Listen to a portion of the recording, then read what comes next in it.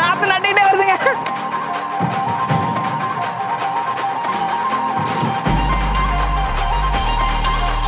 கையில் இருக்கிற மாதிரி பண்ணணுமா இல்லை வீலில் நகர மாதிரி பண்ணணுமா அப்படின்றத நீங்கள் தான் வந்துட்டு சொல்லணும். அதை பார்த்து தான் நான் வந்துட்டு செய்ய போகிறேன்.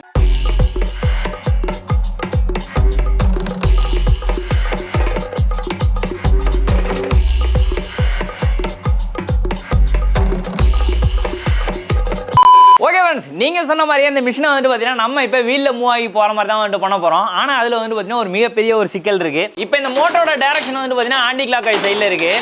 இந்த ஷாஃப்ட் கூடயே நம்ம வீலை ஃபிக்ஸ் பண்ணோம் அப்படின்னு வச்சுங்களேன், மிஷின் வந்து பார்த்தீங்கன்னா இந்த சைடாக தான் வந்து மூவ் ஆகும். ஆனால் நம்மளுக்கு மிஷின் இந்த சைடாக வந்து மூவ் ஆகணும். அதுக்கேற்ற மாதிரி தான் அந்த கேப்லாம் வந்து நம்ம செட் பண்ணியிருக்கோம். ஒருவேளை இங்கேயாக்க மூவ் ஆனிச்சு அப்படின்னு வச்சுங்களேன், நாற்று நட்டத்துக்கு மேலேயே இந்த மிஷின் வந்து மேலே ஏறி வந்துட்டு போயிடும். இப்போ நம்ம டேரக்ஷனை வந்து சேஞ்ச் பண்ணுறதுக்கு என்ன பண்ண போகிறோம் அப்படின்னு கேட்டிங்கன்னா, பழைய பைக்கோட கியர் பாக்ஸை வந்து ஓப்பன் பண்ணிட்டு அதில் இருக்கக்கூடிய ஒரு 2 நம்பர் கியரை வந்து எடுத்திருக்கேன். இந்த 2 கியரையும் வந்து ஒன்றா எங்கேஜ் பண்ணி வந்து சுற்றி காமிக்கிற மாதிரிங்க. ஒரு கியர் வந்து ஒரு டைரக்ஷன்ல சுத்துனுச்சு அப்படின்னா இன்னொரு கியர் வந்து ஆப்போசிட் டைரக்ஷன்ல வந்து சுத்தும். அடுத்ததா பைக்கோட பெரிய ஸ்ப்ராக்கெட் எடுத்திருக்கேன். அதை பார்த்தீங்கன்னா ஒரு 25 mm ராடு கூட வச்சு நான் வெளில அடிச்சிருக்கேன். அந்த ராடுக்கு ஏற்ற மாதிரி 2 நம்பர் பேரிங் வந்து எடுத்திருக்கேன். அந்த பேரிங் வந்து பார்த்தீங்கன்னா அந்த ராடில் வந்து மாட்டிக்கிறேன். இப்போ இந்த சின்ன கியரை வந்துட்டு பார்த்தீங்கன்னா அந்த ராடோட எண்டில் வச்சு நம்ம வெளில அடிக்கணும். அந்த ராடை வந்து பார்த்தீங்கன்னா லைட்டாக வந்து தேய்ச்சி விட்டுறேன்.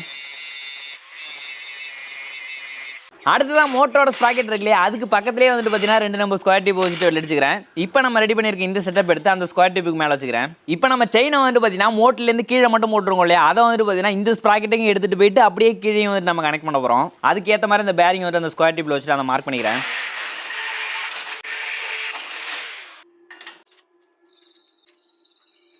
இப்போ இந்த 3 ஸ்ப்ராக்கெட்டையும் சேர்ந்து சுற்றி வர அளவுக்கு தேவையான அளவுக்கு பார்த்தீங்கன்னா செயின் வந்து கட் பண்ணி வச்சிருக்கேன். அதை போட்டு நம்ம கனெக்ட் பண்ணிடலாம். இப்போ நமக்கு மோட்டர் ஓடுனுச்சு அப்படின்னா நாற்று எடுத்து நடுறதுக்கான அந்த செட்டப் வந்து ஒர்க் ஆகும். இந்த பெரிய ஸ்ப்ராக்கெட்டுமே வந்து சுற்றும். இந்த பெரிய ஸ்ப்ராக்கெட்டில் இருக்கக்கூடிய ஷாப்பில் பார்த்தீங்கன்னா அந்த கியரை வச்சு நம்ம வெளில அடிச்சிடலாம்.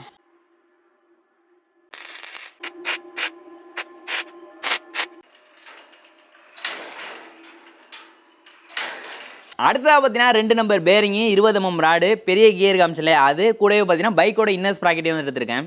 இந்த ராடோட ஒரு எண்டில் ஒரு பேரிங்கை மாட்டிக்கிறேன். சென்டரில் பார்த்தீங்கன்னா இந்த பெரிய கியரை வச்சுட்டு இன்னொரு எண்ட்லையும் பார்த்தீங்கன்னா இந்த பேரிங்கை வந்து மாட்டிக்கிறேன்.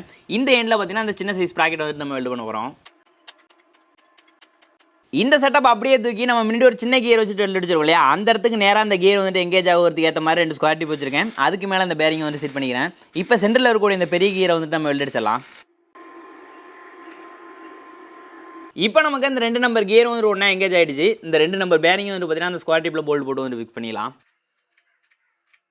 ஓகே ஃப்ரெண்ட்ஸ், இப்போ நான் மோட்டர் ஆன் பண்ணுறேன். மோட்டரோட டேரக்ஷன் வந்து பாருங்கள் கிளாக் வைஸில் இருக்குது. இந்த கியர் மூலமாக வந்துட்டு பார்த்தீங்கன்னா இந்த கியரில் நம்ம ஃபிக்ஸ் பண்ணியிருக்க அந்த சின்ன ஸ்ப்ராக்கெட்டோட டேரக்ஷன் வந்து பார்த்தீங்கன்னா நம்மளுக்கு ஆன்டி கிளாக் வைஸில் வந்துருச்சு. இப்போ நமக்கு 2 விஷயம் நடந்திருக்கு. ஒன்று பார்த்தீங்கன்னா நம்ம டேரக்ஷன் வந்துட்டு சேஞ்ச் பண்ணிட்டோம். இன்னொன்று அந்த மோட்டரோட ஸ்பீடை விட இந்த எண்டில் இருக்கக்கூடிய இந்த ஸ்ப்ராக்கெட்டோட ஸ்பீடை வந்து பார்த்தீங்கன்னா நம்ம ஃபுல்லாக வந்து கம்மி பண்ணியிருக்கோம்.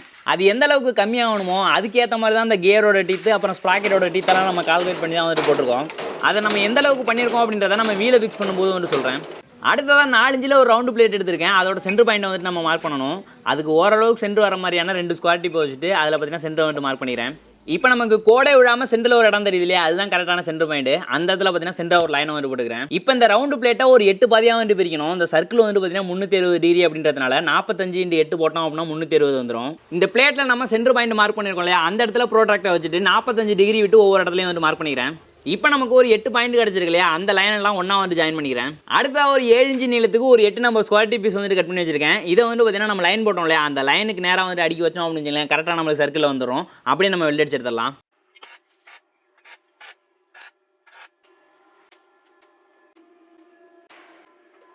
மொத்தத்தில் இந்த வீலோட டயா வந்து பார்த்தீங்கன்னா கரெக்டாக 45 சென்டிமீட்டர் இருக்கிற மாதிரி பண்ணி எடுத்திருக்கேன். இதோட கொஞ்சம் பெருசாக பண்ணோம் அப்படின்னா மிஷின் வந்து கொஞ்சம் அதிக தூரம் நகர்ந்து போகும்.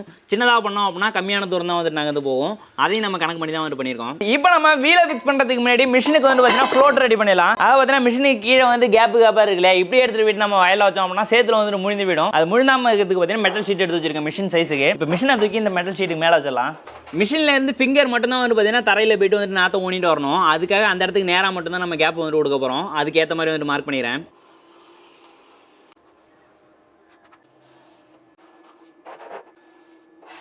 இப்போ பார்த்தீங்கன்னா தெரியும் நம்ம எந்த இடத்துலலாம் வந்து மார்க் பண்ணியிருக்கோம் அப்படின்றத. அதெல்லாம் வந்து நம்ம கட் பண்ணி எடுத்துடலாம்.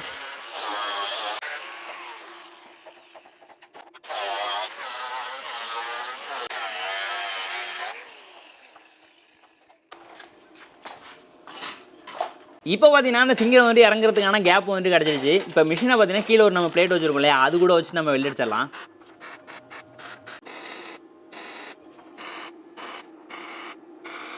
அடுத்ததான் நம்ம வீலை ஃபிக்ஸ் பண்ண போகிறோம். அதுக்காக பார்த்தீங்கன்னா ஒரு 2 நம்பர் பேரிங் 20 mm ராடு வந்து போட்டிருக்கேன். சென்டரில் பார்த்தீங்கன்னா பைக்கோட பெரிய ஸ்ப்ராக்கெட்டை வந்து போட்டிருக்கேன். இந்த செட்டப்பை நான் எந்த இடத்துல வைக்கிறேன் அப்படின்ற வந்து பார்த்தீங்க, அந்த பேரிங்கை ஃபிக்ஸ் பண்ணுறதுக்கு ஆல்ரெடி நான் அந்த இடத்துல ஸ்கொயர் டிப்பும் வச்சுட்டு நான் வெளியடிச்சிட்டேன். அந்த இடத்துல போல்ட்டு போட்டு வந்து டைட் பண்ணிக்கலாம். இப்போ கீழே இருக்கக்கூடிய இந்த பெரிய ஸ்ப்ராக்கெட் வந்து பார்த்தீங்கன்னா மேலே ஒரு சின்ன ஸ்ப்ராக்கெட் நம்ம டேரக்ஷனையும் வந்து சேஞ்ச் பண்ணி ஸ்பீடையும் கம்மி பண்ணி வச்சிருக்கோம் இல்லையா, அதுக்கு நேராக வர மாதிரி வச்சு நான் வெளியடிச்சுக்கிறேன். இப்போ நம்ம அந்த 2 ஸ்ப்ராக்கெட்டும் இடையில வந்து பார்த்தீங்கன்னா நம்ம செயினை கனெக்ட் பண்ணிடலாம். அடுத்தா நம்ம ரெடி பண்ணி வச்சிருக்க இந்த 2 நம்பர் வீல்லையும் நம்ம பிளேட் வச்சிருக்கோம் இல்லையா, அந்த பிளேட்டோட கரெக்டான சென்டர் பாயிண்ட் இந்த ஷாப்ல வச்சு நான் வெளியடிச்சிடறேன். அடுத்த இந்த மிஷினை அப்படியே எடுத்துகிட்டு போய்ட்டு வயலில் வச்சு நகர்த்தணும் அப்படின்னா ஃப்ரண்ட் சைடு வழியாக வந்துட்டு மண் வந்து உள்ளே ஏறிடும். அந்த மாதிரி ஏறாமல் இருக்கிறத ஒரு பிளேட் வந்து வளைச்சி வச்சிருக்கேன். அதை இந்த இடத்துல வச்சுட்டு வெளியடிச்சிடறேன். ஓகே ஃப்ரெண்ட்ஸ், நம்ம இப்போ மோஸ்ட்டாக எல்லா ஒர்க்குமே வந்து கம்ப்ளீட் பண்ணியாச்சு. நம்ம இப்போ மிஷின் ஆன் பண்ணி அந்த ட்ரேவிலேருந்து பயிரெல்லாம் கரெக்டாக எடுக்குதா அப்படின்றதெல்லாம் வந்து டெஸ்ட் பண்ண போகிறோம். அதுக்கு முன்னாடி நம்மளுக்கு இந்த வீலுமே வந்து எந்த அளவுக்கு ஸ்பீடெல்லாம் வந்து கம்மியாக இருக்குது அப்படின்றத வந்து காமிக்கிறேன் பாருங்க.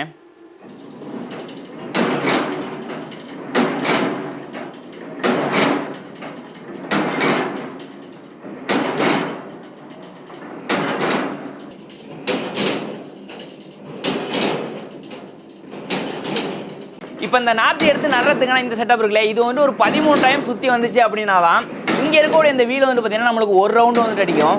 இந்த வீலோட டயா வந்து பார்த்தீங்கன்னா ஒரு 45 சென்டிமீட்டர் வந்து நம்ம வச்சிருக்கோம். 45 சென்டிமீட்டர் டயா வந்து பார்த்தீங்கன்னா அப்படியே இப்படி பிரித்து போட்டோம் அப்படின்னு வச்சுக்கலாம் 141 சென்டிமீட்டர் வரும். அதாவது பார்த்தீங்கன்னா இந்த வீல் வந்து ஒரு டைம் சுற்றுனுச்சு அப்படின்னா இந்த மிஷின் வந்துட்டு 141 சென்டிமீட்டர் வந்து நான் வந்து போயிருக்கோம். 141 சென்டிமீட்டரில் 13 டைம் வந்து நம்மளுக்கு நாற்று ஊனிருக்கும். அப்படி பார்க்கும்போது ஒவ்வொரு நாற்றுக்கும் இடையில வந்து பார்த்தீங்கன்னா கரெக்டாக 10 சென்டிமீட்டர் வந்து கேப் இருக்கும். நம்ம மிஷின்லாம் பேக் பண்ணி முடிச்சாச்சு. ஆனால் இப்போ ஒரு சிக்கல் ஆயிடுச்சு. அது என்னதுன்னா அந்த மிஷினில் வைக்கிறதுனால நாற்றை பற்றி நாங்கள் யோசிக்கவே இல்லை. அது இங்கே பக்கத்தில் எங்கேயுமே கிடைக்கல. அது விசாரிச்சமாக தெரிஞ்சு சிக்கல் அப்படிங்கிற ஊரில் தான் கிடைக்குமா, அதாவது நாகப்பட்டினத்தில் பக்கத்தில் இருக்குது. இப்போ அந்த ஊருக்கு தான் போயிட்டு இருக்கோம். இப்போ நம்ம போயிட்டு அந்த நாற்றை பற்றி நம்ம கைட்டு வந்துடலாம்.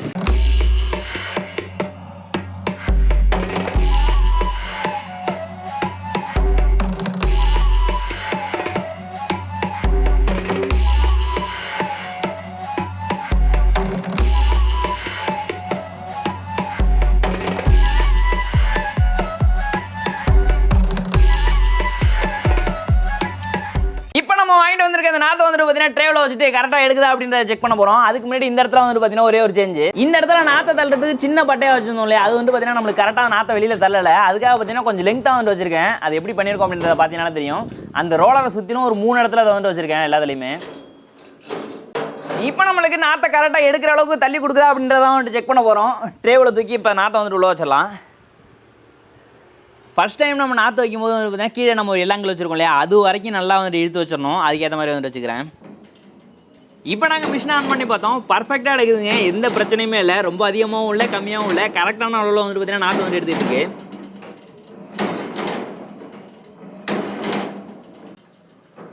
அது மட்டும் இல்லாமல் நம்மளுக்கு பேக் சைடில் இருக்கக்கூடிய ட்ரேவுமே பார்த்தீங்கன்னா பர்ஃபெக்டாக வந்து மூவ் ஆகி கொடுக்குது. அதுக்கேற்ற மாதிரி நம்மளுக்கு நாற்றையும் வந்து எடுத்துகிட்டு இருக்கு.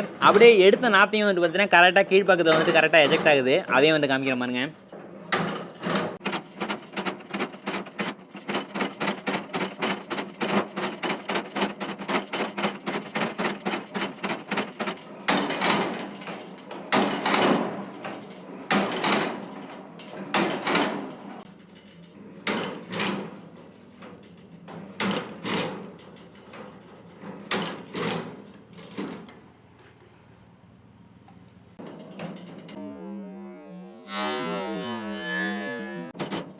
இதே போலவே அந்த 4 நம்பர் ட்ரேவிலையுமே வந்து பார்த்தீங்கன்னா நாற்றை வச்சுட்டு செக் பண்ணாங்க. எல்லா ட்ரேவிலையுமே பார்த்தீங்கன்னா கரெக்டாக வந்து நாற்றை வந்து இருந்துச்சு.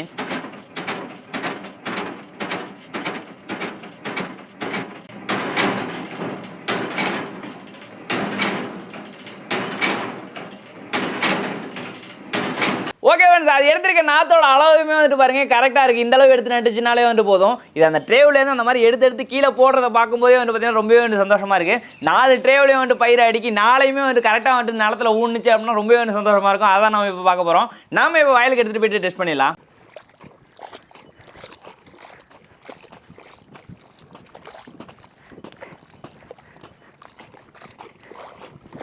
இந்த இடத்துல தான் பார்த்தீங்கன்னா நம்மளோட மிஷினை இறக்கி வந்து டெஸ்ட் பண்ண போகிறோம்.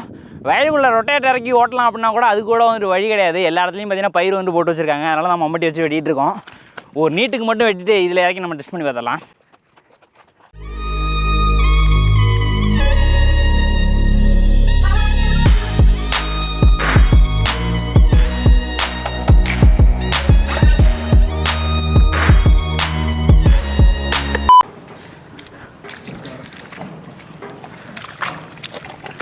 ஓகே வைவி.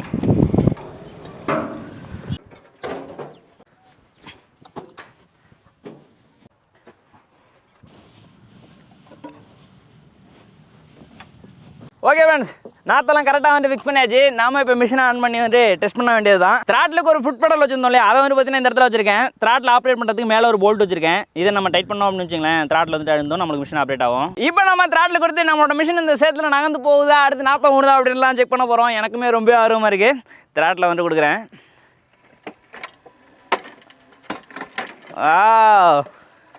நடுது வேற லெவலு. த்ராட்டில் வந்து கொடுக்குறேன்.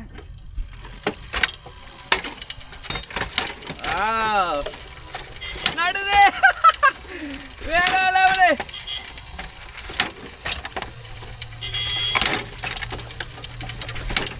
நாத்து நட்டுக்கிட்டே வருதுங்க.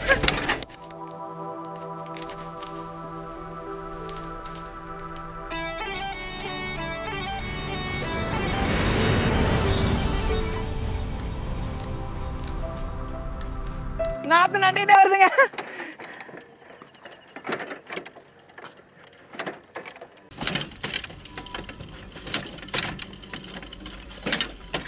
செம்மையாக நட்டுருக்குங்க. எந்த அளவுக்கு நட்டுருக்கு அப்படின்றத பாருங்க. கேப் எல்லாமே வந்துட்டு ஈவனாக இருக்குது. செம்ம சூப்பராக வந்துட்டு நட்டுருக்கு எல்லா நாற்றுமே. நாத்தோட அளவுமே வந்துட்டு பாருங்கள், அங்கே எடுத்து காமிச்சோம் இல்லையா, அதே அளவு தான் வந்துட்டு நட்டுருக்கு. ரொம்ப ஆசையாக இருக்குங்க. இப்போ இந்த மிஷினை ஓட்டி இந்த வயல் ஃபுல்லாக இப்போ நடுறோம்.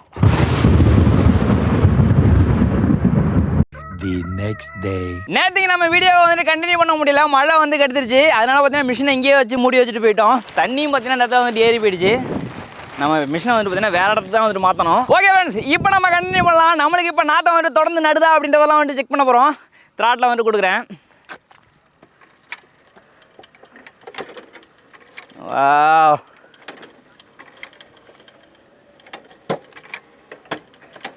வேற லெவலுங்க.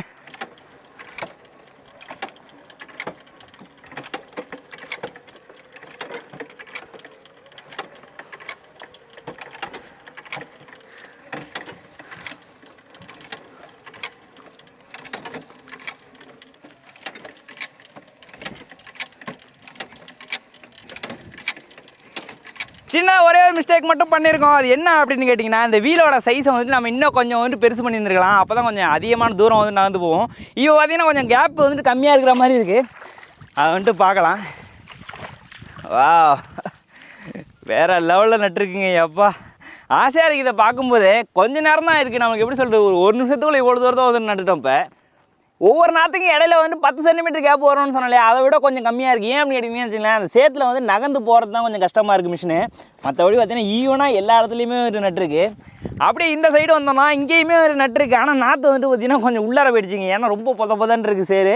இந்த இடத்துல நாற்று நடாத மாதிரி இருக்கு இல்லையா, நாற்று வந்து நட்டுருக்கு. நல்லா ஆழத்தில் வந்து நட்டுருக்கு. அதுதான் பிரச்சனை. மற்றபடி எல்லா இடத்துலையுமே வந்து பார்த்தீங்கன்னா நாற்று இருக்குது. இந்த இடத்துலையும் இருக்குது, இந்த இடத்துலையும் இருக்குது, எல்லா இடத்துலையுமே வந்து பார்த்தீங்கன்னா நாற்று இருக்குது. இப்போ நம்ம அடுத்த லைனில் வந்துட்டு நட்டுட்டு இருக்கோம். நாற்று எடுத்து ஓடும்போது உண்மையிலே சொல்கிறேன், அவ்வளோ சந்தோஷமாக இருக்குங்க. நான் இப்போ பார்த்தீங்கன்னா மிஷினை வந்துட்டு இழுக்கவே இல்லை, தானாக தான் வந்துட்டு மூவ் ஆகுது. ஆனால் கொஞ்சம் பெரிய வீடாக வந்து போட்டுக்கணும். அப்போ தான் இன்னும் கொஞ்சம் அதிகமாக வந்துட்டு வேகமாக நான் வந்து வரும். இப்போ நம்ம இழுக்கலை அப்படின்னு வச்சுக்கோங்களேன், லைட்டாக ஒரு மூவ் கொடுக்கல அப்படின்னா ரொம்ப கிட்ட வந்து நடுது. அதனால தான் லைட்டாக வந்து எழுதிட்டு இருக்கேன். இந்த வீலில் நம்ம ஒரு பட்டை வச்சு வெளில அடிச்சிருக்கோம் இல்லையா, அதையும் நான் உங்கள்கிட்ட வந்துட்டு காமிக்காமல் எடுத்தேன். வெறுசாக அந்த ஸ்கொயர் டிப் மட்டும் இருந்தப்போ வந்துட்டு பார்த்தீங்கன்னா வயலில் வந்துட்டு சுத்தமாக நகரவே இல்லை. அதுக்கு பிறகு தான் அந்த பட்டையை வச்சு நம்ம வெல்டு பண்ணோம்.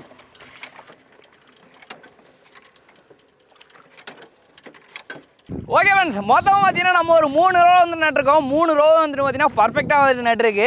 இந்த 3 ரோ நடுறதுக்கு நம்மளுக்கு எவ்வளோ நேரம் ஆனிச்சு அப்படின்னு கேட்டிங்கன்னா வச்சுங்களேன், மிஷின் போகிறதுக்கு மட்டும் ஒரு 5 நிமிஷம் ஆயிருக்கும். மிஷினை நம்ம நமத்தி வைக்கிறோம் இல்லையா, அதுக்கு ஒரு 10 நிமிஷம். மொத்தம் பார்த்தீங்கன்னா ஒரு 15 நிமிஷத்தில் இவ்வளோ தான் வந்து நம்ம நட்டு முடிச்சிட்டோம். அப்படி பார்க்கும்போது இந்த மொத்த வயல் இருக்கு இல்லையா, இது எல்லாத்தையுமே வந்து பார்த்தீங்கன்னா ஒரு 1.5 மணி நேரத்தில் நம்மளோட மிஷினை வச்சு நம்ம நட்ட முடியும். நான் இதுக்கு முன்னாடி உங்கள்கிட்ட இந்த மாதிரி சொன்னதே இல்லை, ஃபஸ்ட் டைமாக வந்துட்டு சொல்கிறேன். வீடியோ வந்து ரெகுலராக போடுங்க அப்படின்னு சொல்கிறீங்க. ஆனால் ஒவ்வொரு வீடியோ வந்து பண்ணி முடிக்கிறதுக்கே வந்து பார்த்தீங்கன்னா ரொம்பவே வந்துட்டு டைம் ஆகிடுது. அதனால தான் ஒவ்வொரு வீடியோக்கும் இடையில வந்து பார்த்தீங்கன்னா பார்த்தீங்கன்னா இவ்வளோ கேப்பு. அந்த மாதிரி கேப் விட்டு போடுறதுனால வந்து பார்த்தீங்கன்னா யூடியூப்ல வீடியோ வந்து பார்த்தீங்கன்னா சரியாக வந்து மூவ் ஆக மாட்டேங்குது. நீங்கள் பார்க்குற எல்லாருமே வீடியோக்கு வந்து ஒரு லைக் கொடுத்து எல்லாருக்குமே வந்து ஷேர் பண்ணி விட்டீங்க அப்படின்னு வச்சுக்கலாம், இந்த வீடியோமே வந்து நல்லா ஓடும், நானுமே வந்து சந்தோஷமாக இருப்பேன். அதை மட்டும் பண்ணிடுங்க. ஓகே ஃப்ரெண்ட்ஸ், இதோட பார்த்தீங்கன்னா இந்த வீடியோ வந்து முடிச்சிக்கலாம். நீங்களும் இந்த மிஷினை வந்து ட்ரை பண்ணுறதுனா பண்ணுங்க, ஆனால் கொஞ்சம் வந்து ரிஸ்க் தான். இந்த வீடியோ பற்றி நீங்கள் என்ன நினைக்கிறீங்க அப்படின்றத மறக்காம கமெண்ட்ல சொல்லிடுங்க. மீண்டும் ஒரு சூப்பரான வீடியோவில் நாங்கள் வந்து உங்களை பார்க்குறோம். அது மட்டும் இல்லாமல் இந்த வீடியோக்கு மறக்காம ஒரு லைக் கொடுத்துருங்க, ரொம்பவே வந்து கஷ்டப்பட்டு பண்ணியிருக்கோம். மீண்டும் ஒரு சூப்பரான வீடியோவில் நாங்கள் வந்து உங்களை பார்க்குறோம். அதுவரை உங்களிடமிருந்து விடைபெறுவது முத்து மற்றும் கலை. அடுத்தது Ajay, robin, Vijay. Over. Video